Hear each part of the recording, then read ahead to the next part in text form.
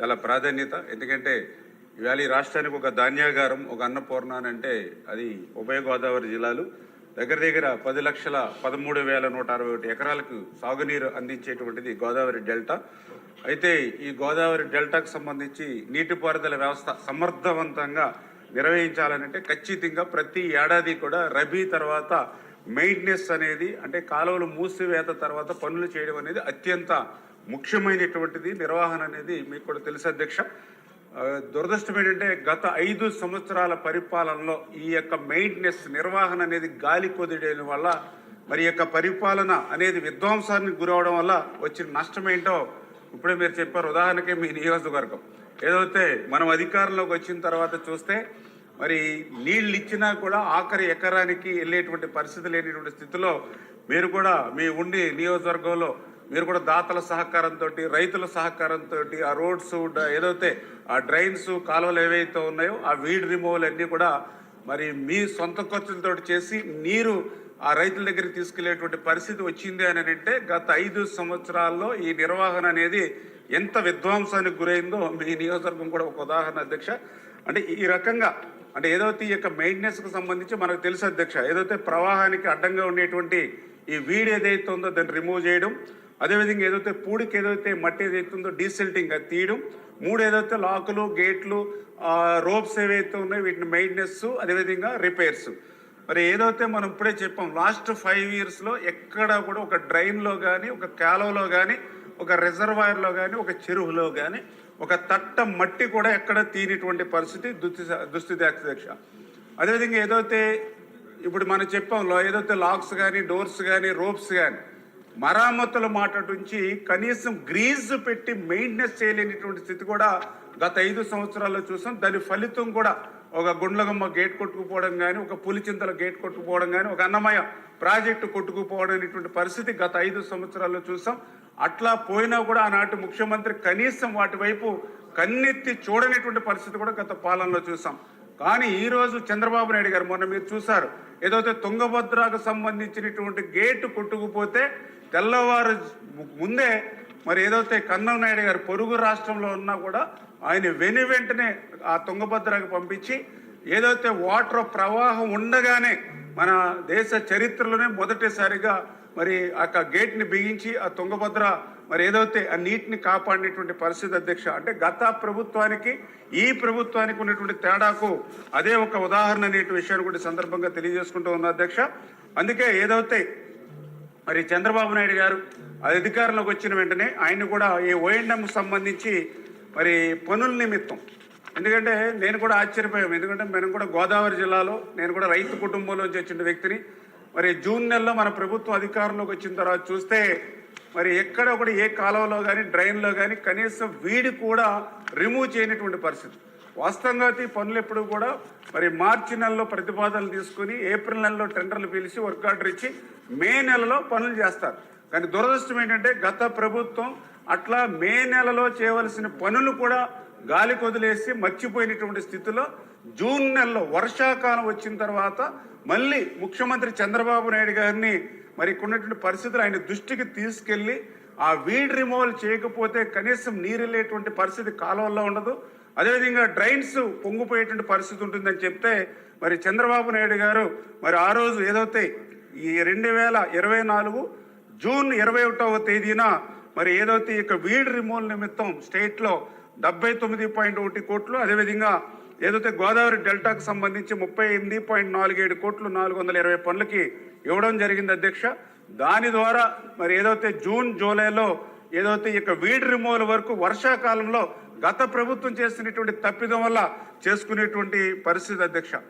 అదేవిధంగా ఏదైతే మనం చూసాం వర్షాలు సమృద్ధిగా పడినప్పటికీ, నదుల నుంచి నీరు సమృద్ధిగా మనకి వచ్చినప్పటికీ కూడా మరి ఏదైతే ఈ యొక్క డోర్స్ కానీ, షట్టర్స్ కానీ, రిపేర్స్ కానీ లేకపోవడం వల్ల మరి ఆఖరి ఎకరానికి నీరు వెళ్ళేటువంటి మార్గం లేనిటువంటి స్థితిలో ఆ రోజు మళ్ళీ ముఖ్యమంత్రి గారితో మేము కూడా మళ్ళీ స్వయంగా 2-3 సార్లు విన్నవించి నదుల్లో నీరు వచ్చినా, వర్షాలు పడినా దాన్ని రిజర్వాయర్లో నిల్వ చేసుకోవాలనుకున్నా, ఆఖరి కాలువ వరకు నీరు తీసుకెళ్లాలన్నా కూడా అత్యవసరమైన పనులు కూడా మనం చేయకపోతే నీరు ముందుకెళ్లేటువంటి పరిస్థితి లేదు అని అంటే మళ్ళీ చంద్రబాబు నాయుడు గారే ఆ రోజు మరి 2024 10/10న మరి ఆయన కూడా ఆ రోజు 2,323 పనులకు 284.03 కోట్లు అత్యవసర పనుల నిమిత్తం నిధులు మంజూరు చేయడం అధ్యక్ష.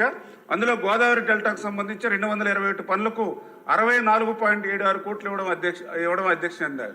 అంటే నేను ఎందుకు చెప్తున్నానంటే ఇవన్నీ కూడా మరి మే నెలలో చేసుకోవాల్సిన పనులు గత ప్రభుత్వం చేయకపోవడం వల్ల మరి ఈ సంవత్సరంలో వర్షాకాలంలోనే మరి చంద్రబాబు నాయుడు గారి సహకారంతో కొంతమేర నిధులు తెచ్చుకుని ఆ డిజాస్టర్ మేనేజ్మెంట్ నుంచి కూడా తెచ్చుకుని పనులు మనం చేయడం జరిగింది అధ్యక్ష. మరి అటువంటి పరిస్థితి నుంచి మళ్ళీ భవిష్యత్తులో మరి అటువంటి పరిస్థితులు పునరావృతం కాకుండా రేపు మే నెలలోనే అంటే ఈ రబీ పంట అయిన తర్వాత కాలువలు కట్టిన తర్వాత ఈ పనులు చేసేటువంటి ఉద్దేశంతో మేము కూడా డిపార్ట్మెంట్తో రివ్యూస్ పెట్టుకుని ఏదైతే వీడ్ రిమూవల్కి, అదేవిధంగా డీసిల్టింగ్కి, అదేవిధంగా షట్టర్స్, డోర్స్, లాక్స్, ఇటు మెయింటెనెన్స్కు, అదేవిధంగా ఏటుగట్లు, ఫ్లడ్ బ్యాంక్స్ ఏవైతే ఉంటాయో వాటి పటిష్టతకు కూడా తగిన ప్రతిపాదనలు కూడా మేము తీసుకున్నాం అధ్యక్ష. ఆల్రెడీ ఇప్పటికే ఆ ప్రతిపాదన చూస్తే రాష్ట్ర వ్యాప్తంగా మరి 4,978 పనులు ప్రతిపాదనలు రావడం జరిగింది. ఇప్పటికీ దగ్గర 336.43 కోట్ల రూపాయలు నిధులు అవసరమని అంచనా వేయడం జరిగింది అధ్యక్ష. అందులో గోదావరి డెల్టాకు సంబంధించి 1,868 పనులకు మరి 129.38 కోట్లకు ప్రతిపాదనలు రావడం జరిగింది అధ్యక్ష. ఏదైతే గోదావరి డెల్టా అదేవిధంగా రాష్ట్ర వ్యాప్తంగా వచ్చినటువంటి ఈ యొక్క మెయింటెనెన్స్ పనులు ఏవైతే ఉన్నాయో వీటిని ఇక్కడ అప్రూవల్ తీసుకుని మరి దాని ద్వారా ఫైనాన్స్కి, ఎందుకంటే వాస్తవంగా చెప్పినట్లయితే ఇవన్నీ కూడా నీటి తీరువా పన్ను ఏదైతే మనం చెల్లిస్తూ ఉంటారో రైతులు, దాని నుంచి మనం ప్రతి సంవత్సరం కూడా ఈ మెయింటెనెన్స్ వైండం పనులు చేసుకుంటూ ఉంటాం. కానీ దురదృష్టవశాత్తు గత 2-3 సంవత్సరాల నుంచి మరి ఆ ఫండ్ కూడా అక్కడ ఏమీ లేనటువంటి స్థితిలో మళ్ళీ ఫైనాన్స్ నుంచే మళ్ళీ వీటిని మీట్ అయ్యేటువంటి పరిస్థితి వస్తుంది అధ్యక్ష. చేత ఏదైతే ఈ ప్రతిపాదనల్ని ఈ యొక్క మార్చి నెలలోనే ఫైనాన్స్ డిపార్ట్మెంట్కి పంపించి మళ్ళీ ముఖ్యమంత్రి గారిని కూడా ఈ యొక్క పనుల యొక్క అవసరాన్ని మళ్ళీ ఆయన దృష్టికి తీసుకెళ్ళి ఆ నీటి తెరువా పన్ను మరి ఫండ్ లేకపోయినప్పటికీ కూడా ఫైనాన్స్ డిపార్ట్మెంట్ నుంచి జనరల్ ఫండ్ నుంచి ఇచ్చేటువంటి విధంగా ఈ పనులు చేపట్టేటువంటి విధంగా ముఖ్యమంత్రి గారి సహకారంతో ముందుకెళ్తామని చెప్పి మీ ద్వారా కూడా తెలియజేసుకుంటూ, అదేవిధంగా ఇప్పుడు గౌరవ సభ్యులు కూడా అడిగారు అధ్యక్ష, ఏదైతే రామకృష్ణారెడ్డి గారు ఖచ్చితంగా మరి ఏదైతే ఈ 40%, 50% లెస్ చేస్తూ ఉన్నారు ఈ పనుల్లో అని. వాస్తవం అధ్యక్ష, నేను కూడా చూడడం జరిగింది. నేను కూడా సీరియస్గా డిపార్ట్మెంట్ రివ్యూ పెట్టినప్పుడు, ఎందుకంటే 40-50% వాడు లెస్ కేసాడని అంటే మరి వాడు ఎక్కడ ఏం పనులు కూడా చేయడనేటువంటిది అర్థం అవుతుంది. అంటే అంతే, ఎందుకంటే వాడు అట్లా కాలక్షేపం చేసి వర్షాలు కురిసినప్పుడు, నీరు ప్రవహించినప్పుడు, లేదా రైతుల అవసరం నిమిత్తం వాళ్ళు పనులు చేసుకుంటే వాళ్ళ ఖాతాలు వేసుకుని బిల్లు చేసుకునేటువంటి పరిస్థితి ఉంటుంది. అందుకే మేము సంబంధిత శాఖ ఏఈడిఈలకి చాలా క్లియర్గా, గౌరవ సభ్యులు కూడా ఉన్నారు కాబట్టి ఎక్కడైనా ఆ పనుల్లో కాంట్రాక్టర్ అట్లా నిర్లక్ష్యం వహించి రిపోర్ట్ చేస్తే సంబంధిత ఏఈడిఈలు సస్పెండ్ చేస్తామని చెప్పేసి కూడా క్లియర్గా డిపార్ట్మెంట్లో ఇన్స్ట్రక్షన్స్ కూడా ఇవ్వడం జరిగిందని చెప్పి తెలియజేస్తున్నాం అధ్యక్ష.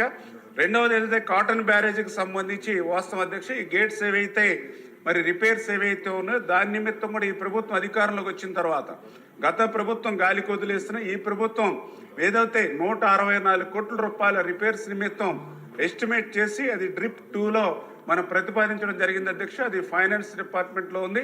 అది మంజూరు అయిన వెంటనే ఏదైతే ఆ యొక్క కాటన్ బ్యారేజీ గేట్స్ రిపేర్స్ పనులు కూడా చేపడతామని చెప్పేసి కూడా మీ ద్వారా కూడా తెలియజేసుకుంటూ, అదేవిధంగా మూడవది ఏదైతే అటు రామకృష్ణారెడ్డి గారు కానీ అదేవిధంగా ఆనందరావు గారు కానీ కూడా అడ్డుకోవడం జరిగింది.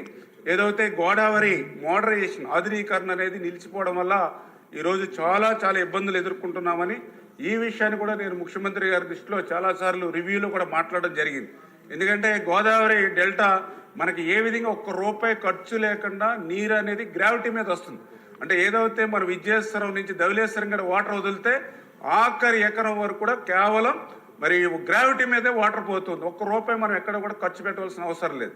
రెండు, మంచి వెదర్ కండిషన్స్ ఉన్నాయి. అదేవిధంగా మంచి ఏదైతే సాయిల్ ఫెర్టిలైజర్ సాయిల్ ఉంది, మంచి ఈల్డింగ్ ఉంది. అంచేత ఖచ్చితంగా ఈ ఆధునీకరణ లేకపోవడం వల్లే ఈరోజు ఇక్కడ పంటలు దెబ్బతింటూ ఉన్నాయి. దానివల్ల ఇన్పుట్ సబ్సిడీ ఇవ్వాల్సి వస్తుంది, ఇన్సూరెన్స్ ఇవ్వాల్సి వస్తుంది. దాని బదులు ఈ మోడరేషన్ వర్క్స్ కనుక మనం చేసుకోగలిగితే కొంతమేర డెల్టా రైతులు ఎవరైతే ఉన్నారో రోడ్డు మీద పడకుండా ఉంటారని నేను కూడా చెప్పడం జరిగింది అధ్యక్ష.